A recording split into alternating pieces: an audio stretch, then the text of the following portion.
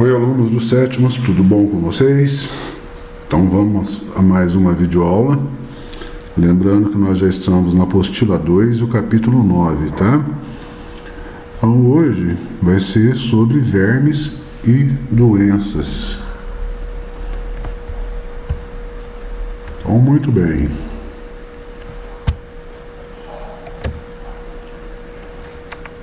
Vamos começar com uma historinha, né? Um personagem de Monteiro Lobato. Ele foi lançado em 1924 com o nome Jeca Tatuzinho.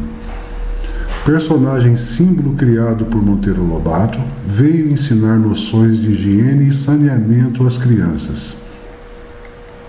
Adaptado no ano seguinte, e ao que consta, oferecido a seu amigo Cândido Fontoura para promoção dos produtos do laboratório Fontoura, Serp e Companhia, em especial ao biotônico. Chegaria a 100 milhões de exemplares no centenário do escritor. Jeca Tatu, personagem criado pelo escritor Monteiro Lobato, era um pobre caboclo que morava no mato numa casinha de sapé.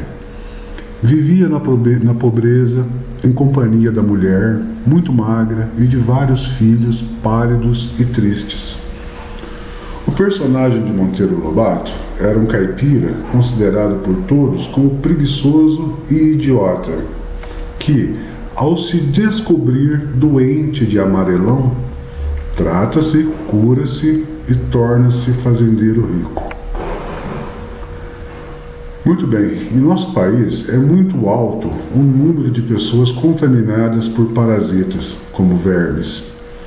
Crianças e adultos, não só na zona rural ou em regiões menos favorecidas, como também nos centros urbanos. A desinformação e as condições sanitárias nos locais onde ocorrem as verminoses, além da falta de higiene, são motivos suficientes para a alta incidência de tais doenças no Brasil.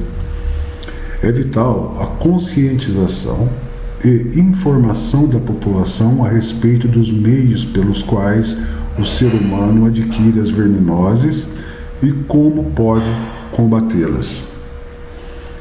Você sabe qual é a verminose de maior incidência no Brasil? Os parasitas, são organismos que vivem e obtêm alimento às custas de outras espécies. Alguns são parasitas eventuais, enquanto outros sempre se portam como tal, ou seja, sempre são parasitas mesmo. Chamamos de vermes os animais geralmente alongados, isto é, mais compridos do que largos, de corpos achatados ou cilíndricos. Alguns são maciços e outros já apresentam uma grande cavidade corpórea preenchida por órgãos responsáveis por algumas funções fisiológicas. Enquanto certas espécies são microscópicas, outras atingem metros de comprimento e, se alguns vermes são de vida livre, isto é, não causam mal algum, muitos outros são parasitas, instalando-se do lado de fora do hospedeiro ou dentro de vários de seus órgãos, provocando graves doenças. Então, vamos começar pelos vermes achatados, tá?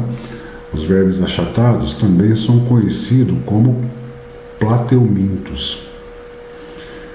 E um deles, um exemplo desse grupo, é a planária, animal de vida livre, tá? Ela é encontrada em água doce e limpa e também no mar, tá? Ela também vive em águas marinhas.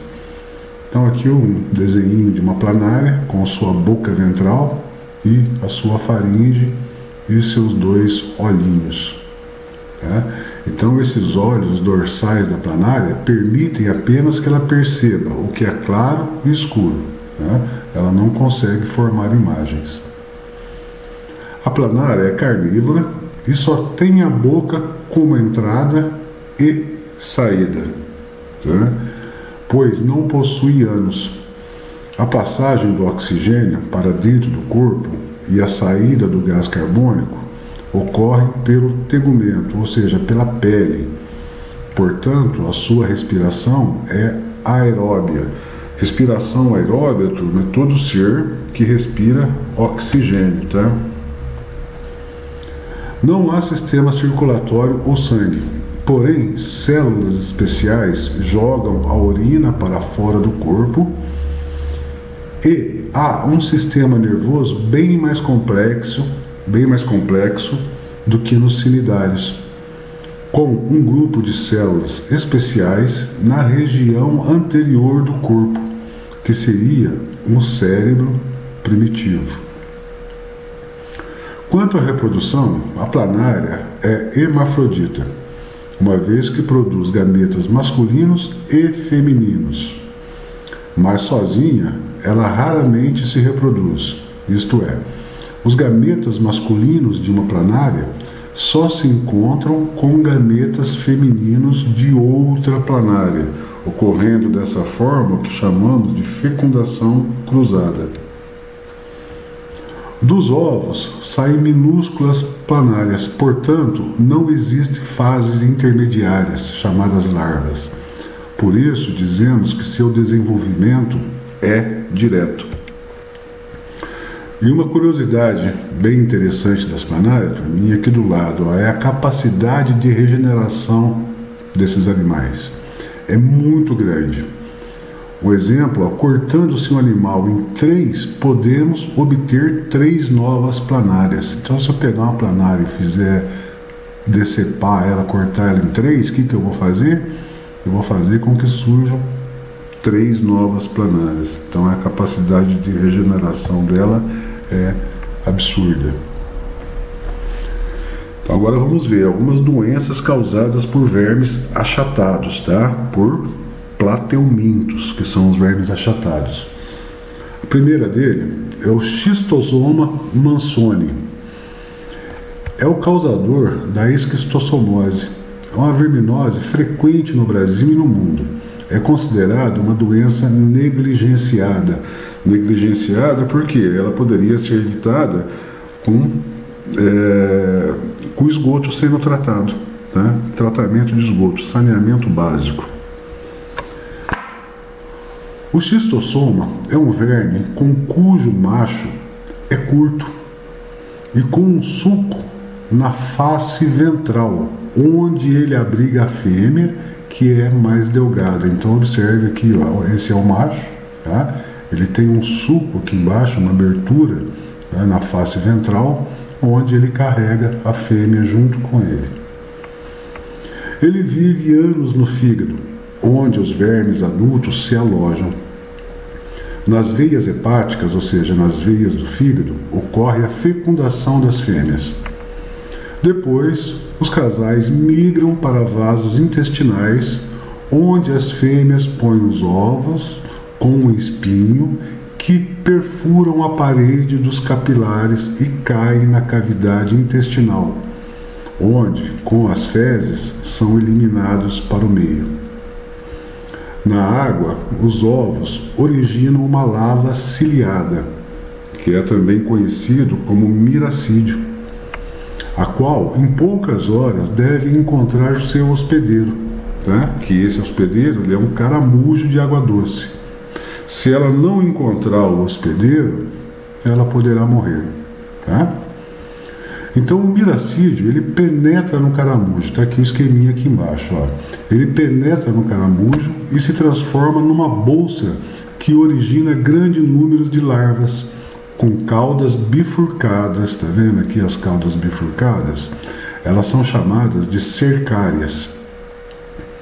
Lançadas na água, penetram ativamente pela pele e atingem a circulação, por onde sobem até o coração, passam pelo pulmão, voltam para o coração e vão para as veias do fígado, onde se transformam em adultos. As consequências são graves: inflamações e hemorragia nos vasos do intestino, ascite, ou barriga d'água, né? Que é pelo acúmulo de líquido dos órgãos, dilatação do fígado e do baço. Tá? Então, quando a gente falar em esquistossomose, é a mesma coisa que barriga d'água. Como combater a doença? Evitando que os ovos cheguem até a água. Tá? Como que a gente faz isso? Tratando o esgoto, tá? Saneamento básico. Evitando a utilização de água contaminada, fervendo essa água e educando a população para não frequentar lagoas de coceira. Lagoas de coceira são aquelas lagoazinhas de água parada, tá? Que geralmente você coloca a mão ou o pé e em pouco tempo você já sai com uma coceirinha. Essa coceirinha, tá, com certeza já são os ovos de algum parasita penetrando na sua pele. Destruindo os caramujos transmissores, tá, que é um controle biológico, tá, e tratando os doentes. Outra doença causada por plateumintos, ou seja, por vermes achatados. Um deles é a Taenia solium, tá? Ou seja, a solitária do porco. Parasita do porco e do homem, mede vários metros de comprimento e tem o corpo dividido em 3 partes. Tá aqui do ladinho para vocês. Escólex, tá? Que são ventosas e ganchos para fixação. Tá aqui os ganchos, tá certo? E aqui são as ventosas, tá? Por onde elas grudam. Ou pelas ventosas ou através dos ganchos. Um pescoço curto e estróbilo, tá? Formado por até 1000 anéis ou próglotes. As próglotes crescem e se desprendem da extremidade do animal. Tá? Esse aqui, ó, são as proglotes. Tá? Elas crescem e se desprendem da extremidade aqui do finalzinho do animal. Cada proglote madura tem aparelhos reprodutores masculinos e femininos.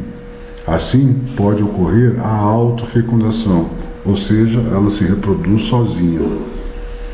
Formam-se ovos que, eliminados para o meio externo com as fezes, se ingeridos pelo porco, formam-se larvas que penetram na circulação sanguínea e vão se alojar na musculatura do suíno, formando os cisticercos. Tá? São esse aqui, o cisticerco, tá? Na carne do porco. O cisticerco na carne do porco é chamado de pipoca ou canjiquinha. É uma bolinha esbranquiçada com poucos milímetros. A ingestão da carne de porco contaminada, geralmente mal passada ou mal cozida, libera o cisticerco, tá? Um deles se prende ao intestino e forma uma nova tênia, que absorve o alimento digerido pela pessoa. Ela provoca fraqueza, anemia, perda de peso, dores abdominais e distúrbios intestinais no paciente. Como combater a doença? Tratamento dos doentes, tá? Dando medicamentos que vão fazer com que esse animal seja expelido.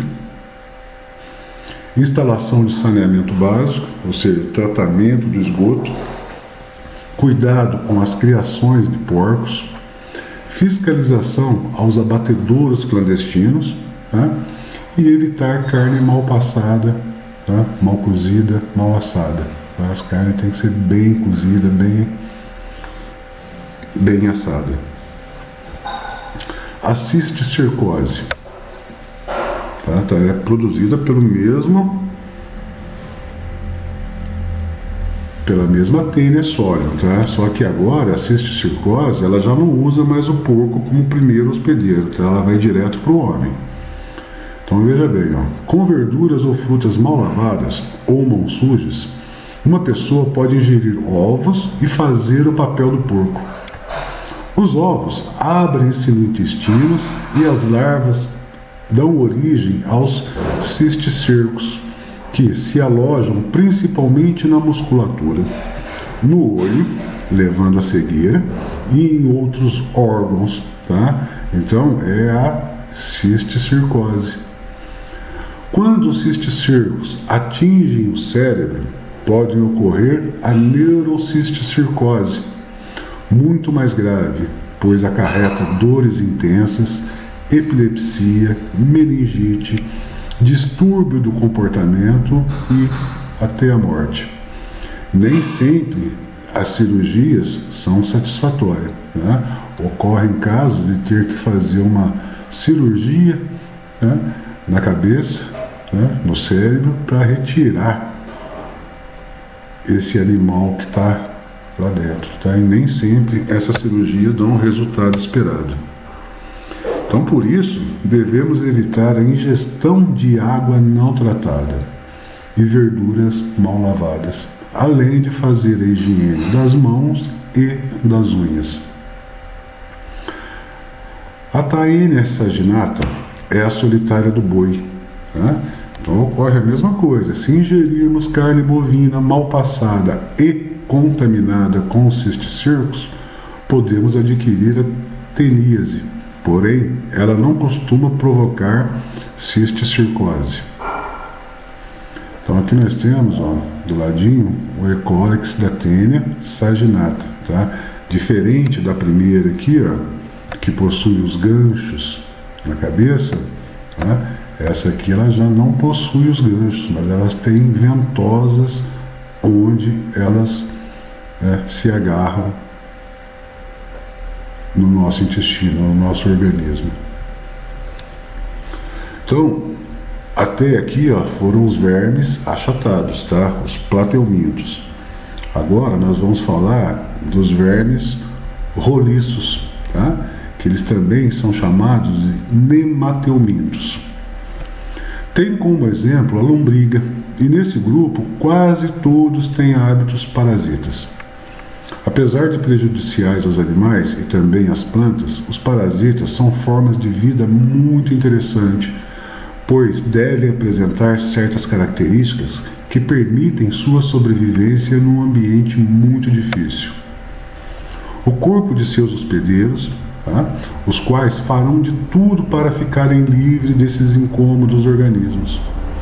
Então vejamos algumas dessas adaptações.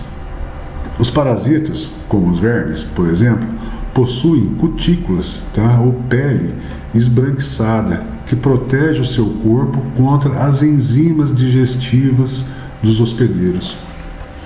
Outra característica é o desaparecimento de órgãos digestórios no parasita, assim como de patas ou estruturas locomotoras, e, em compensação, ele possui órgãos para fixação, tá? Como ventosas, tá?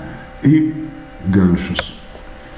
Entre outras adaptações, há um grande número de ovos, por isso as fêmeas são maiores. Então vamos ver agora as doenças causadas pelos vermes roliços, ou seja, pelos nemateumintos, tá? Uma delas é as cáries lumbricoides. Causa a ascaradíase e é o verme conhecido popularmente como lombriga, cuja fêmea é maior do que o macho. Os vermes adultos se reproduzem no intestino delgado humano e milhares de ovos eliminados pela fêmea ganham o meio externo com as fezes humanas. Se uma pessoa ingere os ovos com verduras mal lavadas ou água contaminada, deles podem sair as larvas que penetram nos vasos sanguíneos. Pela circulação, atingem o coração e os pulmões. Daí, alcançam as vias aéreas superiores e, sendo deglutidas, vão até o intestino delgado, no qual se tornam adultas e começam a roubar o alimento que digerimos. Tá? Então, uma verdura que ela é regada por uma água contaminada, tá certo? Nessa água pode estar os ovos, você consome esses ovos e você desenvolve o animal. O animal se reproduz, tá certo? Começa a nova fase, ele se reproduz e lança os ovos. Esses ovos nós eliminamos através das fezes, tá certo? E sem o saneamento básico, tá, esses ovos vão para a água. Aí começa o ciclo novamente. O que causa? Causam anemia, intoxicação, urticárias, cólicas, diarreias, prisão de ventre e obstrução do intestino pelo grande número de vermes. Tosse seca e chiado são comuns, uma vez que as larvas passam pelo pulmão e podem provocar lesões nesse órgão. Como combater a doença? Lavar frutas e verduras, tratar e ferver a água, saneamento básico, tá, do esgoto e higiene pessoal. Então vocês estão vendo que todos esses vermes são vermes. Por que ele diz negligenciado? Porque eles podem ser evitados, né, principalmente com higiene, né? Higiene e além a parte de tratar o esgoto, né, das nossas casas, né? Mais um. Ancilostoma duodenale. Os adultos têm 2 centímetros e instalam-se no intestino delgado, onde se alimentam do sangue que obtêm ao morderem nossas vilosidades intestinais, causando a ancilostomíase. A doença é conhecida também por opilação ou amarelão, tá? Que amarelão foi a doença do nosso personagem lá do comecinho, do nosso Jeca Tatu. Ele tinha amarelão, cujo ciclo é idêntico ao da lombriga, ou seja, passa pelos pulmões. O verme é adquirido pela penetração ativa da larva através da pele do pé descalço no solo, onde foram jogadas fezes com os ovos. Causa perturbações intestinais e anemia provocada pela perda de sangue nas vilosidades do intestino delgado. Pele amarelada, cansaço crônico e vontade de comer terra por parte das crianças são alguns desses sintomas. O enteróbios vermiculares, tá? Então são também mais uma doença causada por vermes roliços, tá? Os nemateumintos. A enterobiose ou oxiuríase é provocada pelo oxiuro, verme do qual o macho mede 5 milímetros de comprimento e a fêmea já mede 1 centímetro. Então a fêmea é o dobro do macho. Ela agride o intestino grosso e seu ciclo não passa pelos pulmões. Adquirimos a doença quando a pessoa ingere alimentos contaminados com ovos. A fêmea do verme atinge a parte terminal do intestino e produz a coceira anal. A pessoa coça-se, pode levar a mão à boca e sofrer autoinfestação. É comum nas crianças. Além da coceira anal, causa inflamações no intestino grosso e perturbações nervosas. Tá? Como combater a doença? Saneamento básico, higiene pessoal, lavar verduras e frutas, tratar ou ferver a água. Mais um vermezinho aqui, ó. Wuchereria bancroft, tá? O que ele causa? É a filaria. Tá? É um verme com cerca de 10 milímetros de comprimento e utiliza 2 hospedeiros, o homem e um mosquito hematófago do gênero Culex. Hematófago é o que se alimenta de sangue. Esse mosquito do gênero Culex é o pernilongo comum que nós temos em casa, tá? Que invade nossas casas.